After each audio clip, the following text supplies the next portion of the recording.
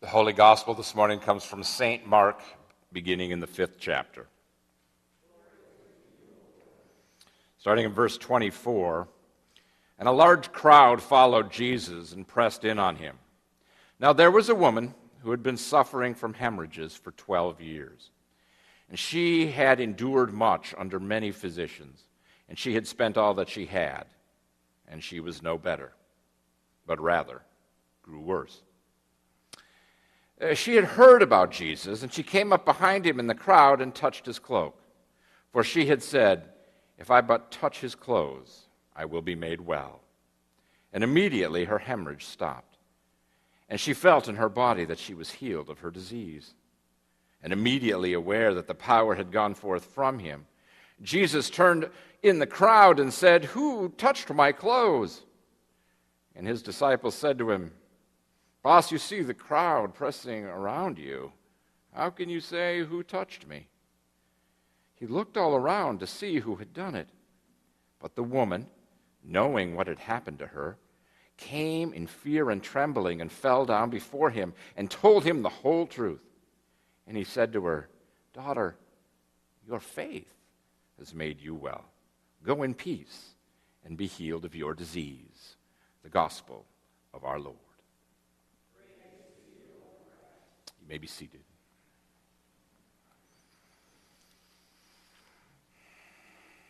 I must admit that I am feeling what the German friends might say, verklempt, these days, feeling strangely weird about how the world has seemed to sort of change and shift dramatically, especially the world in which I live.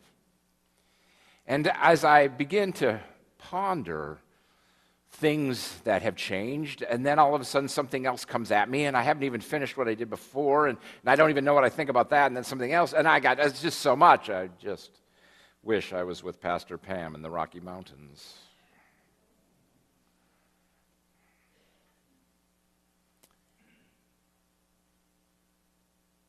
I have been struck by the story of two young men.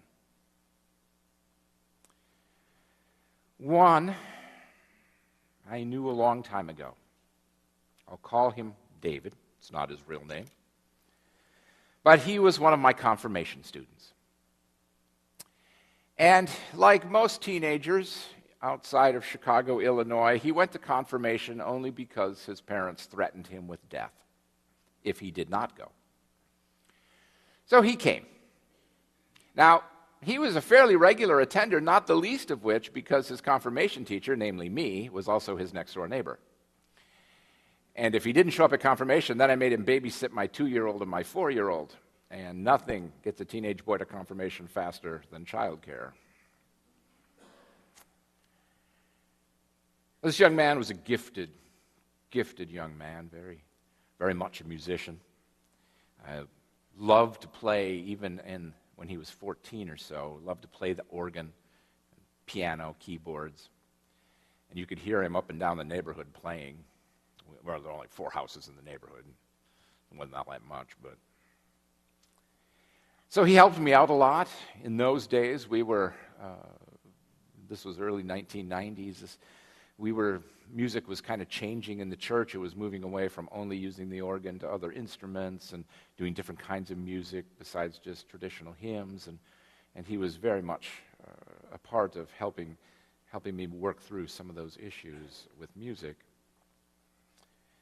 And then in 1994, I went back to graduate school, and he went on to high school. And that's the last time I've ever seen him face to face. Now, it just so happens that in those intervening years, a few years after we had parted, there was this thing called the internet. Maybe you've heard of it. And they had these things called emails. Now, I don't know if you know these things, but I'm just telling you, I'm here to bring you the truth. There's this thing called email out there. If you haven't tried it, it's all right. Probably be around forever. But anyhow, I got an email one day saying, "Hey, are you the Scott Frederickson that was the pastor at Light of Christ Lutheran Church?" It's David. I was like, "Oh." And we shared We shared a couple emails, and then he called me, kind of filled me in. He had gone on to Elmhurst College in Illinois and got his degree in organ performance and music composition, and was playing for various symphonies and ensembles around the Chicago area. And so we chatted for a few minutes, and that was that. Never heard from him again. Then they developed this thing. If you think email and the internet is evil, you should hear about this thing called Facebook. This thing called Facebook, people have been known to get lost in it. Mm-hmm. It's amazing. People on Facebook have more friends on Facebook than they do in real life. Yes. But, of course, by the miracle of technology, we hooked up again.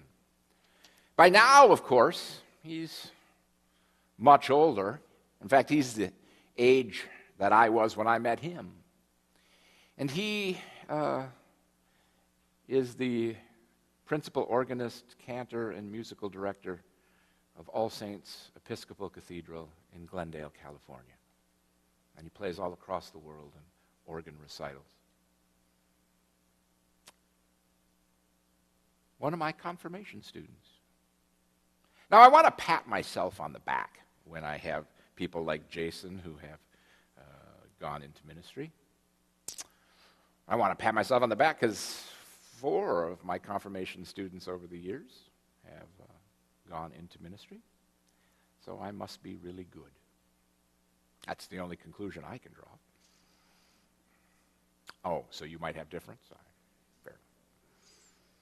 But the minute, of course, I think about that, then this is where the problem comes, because then I think of this other man, the one that we heard about 10 days ago for the first time, the one whose name was Dylan, who because he couldn't get over his racism, because he couldn't get over his hatred of people who had a skin color different than him, walked into Mother AME Church in Charleston, South Carolina, and killed 9 black people simply because they were black. And I say this because Dylan, like the young man who was with me, grew up in an ELCA congregation in Charleston, South Carolina, using the same confirmation materials and curriculums that I taught.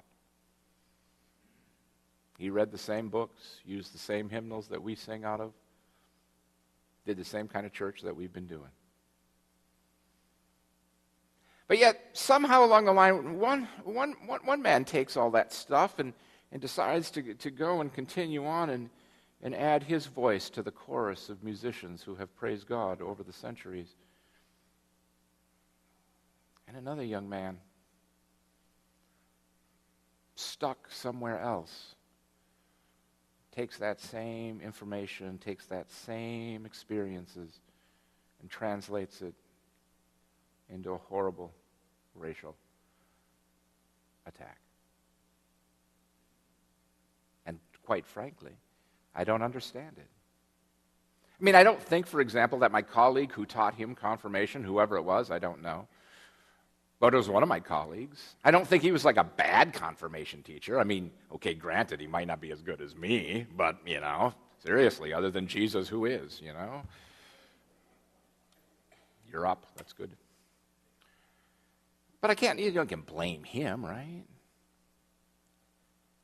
Or her, it could have been her, I guess, I don't know. I don't even know. But I mean, when we look at how this world works, I mean, we want to be able to find some reasons. We want to be able to kind of say to ourselves, well, this is this, and this is because of this, and this is because of that, and if you do this, it works this way, and if you do this, it works this way, and if you don't do it, it really gets bad. We want to just have all these rules and laws and regulations that kind of make life easy and understandable, so that when the bad things happen, we can stop them from happening, and so when the good things happen, we can find a way to keep that going. That's all we're trying to do.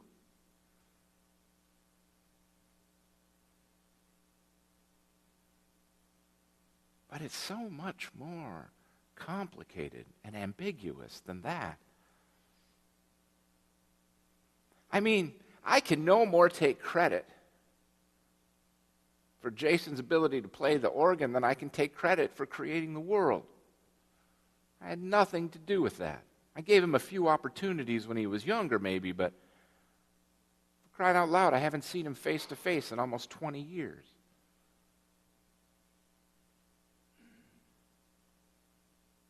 So we can't blame those for whom the story of Jesus can't push back the hatred, can't push back the fear, can't push back the racism.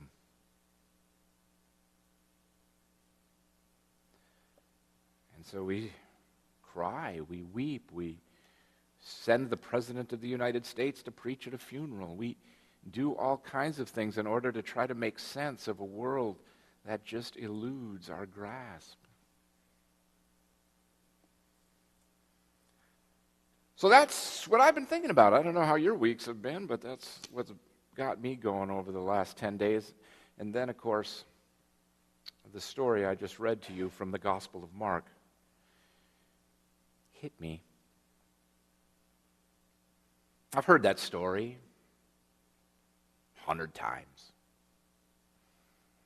I probably even wrote a paper on it once. It's a pretty famous story. The story is of a woman who is completely distraught, disheveled, and lost and destroyed by a disease. And she has spent everything she had, went to the best doctors, and nobody could help. In fact, she even gets worse.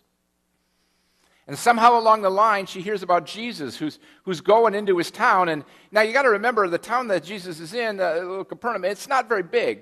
And a main street is not much wider than our main aisle down here. And so all the town is crushing into this to be able to see this guy, Jesus, who heals the sick, cures the lame. And this woman thinks to herself, if I could just touch the hem of his garment, I could be made whole.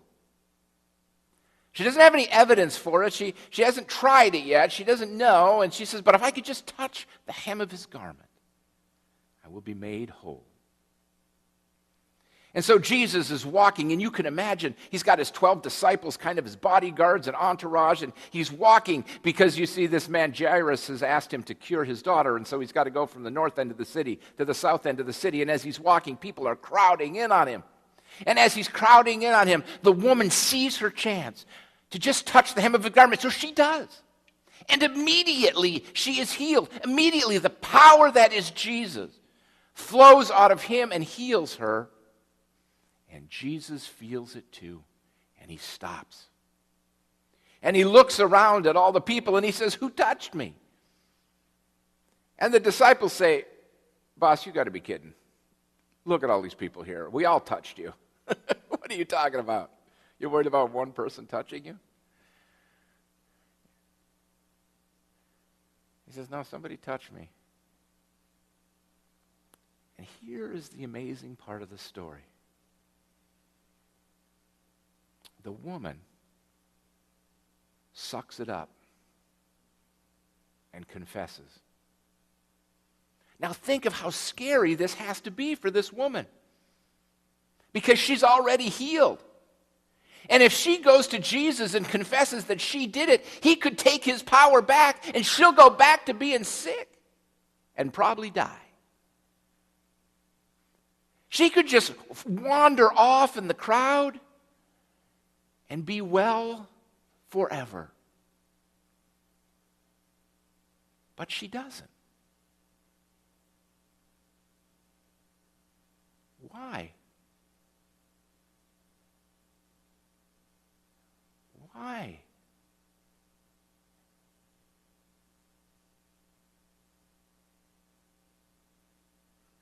And then as she goes to Jesus, he looks at her and he says, daughter, your faith made you well.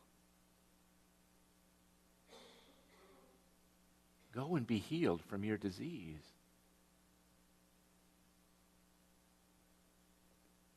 Wow.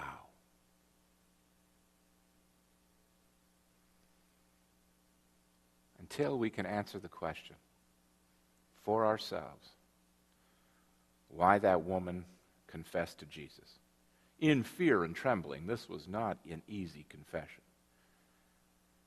We will never, ever, ever solve racism, sexism, classism, or any other ism you can think of. Until you can bring the very thing that is going to kill you to Jesus, you will be trapped forever in the fears and hatreds that rule your lives. And what my friend Jason discovered so long ago was that if he gave up to Jesus everything, he could play great music. And what that young man Dylan in South Carolina could never get rid of was his fear and his anger. And rather than looking forward to the grace and the love of God who cares for him, he looked back in anger and hatred and held tightly until he murdered 9 black people just because he didn't like the color of their skin.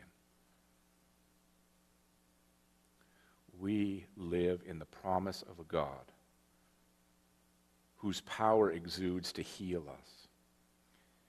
And it exudes to us not because we have actually done all the things that we need to do, but because we trust that God heals. Your faith made you well. Your faith that Jesus can actually make a difference in your life. Your faith that Jesus can actually change what nobody else could change. Your faith that somehow Jesus is going to make life a better place if you can just turn over all your fears and angers to him. If you could just touch the hem of his garment, you would be made well.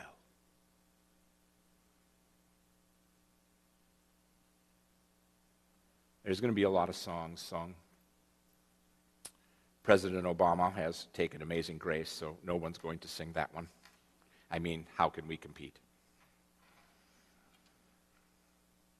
But there's this one that I would sing.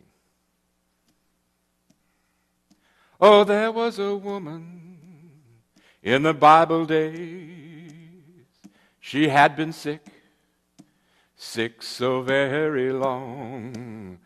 And when she heard about Jesus passing by, she joined the gathering throng. And while she was pushing her way through, somebody asked her, "What you gonna do?" And she said, "If I could touch the hem of his garment, I know I will be whole." Lord, oh Lord, oh Lord, Lord, Lord. She said, "If I could touch the hem of his garment, I know I will be whole."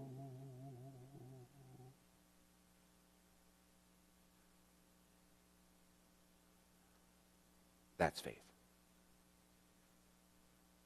Amen. Let's stand and sing a great hymn of the faith, Great is Thy Faithfulness.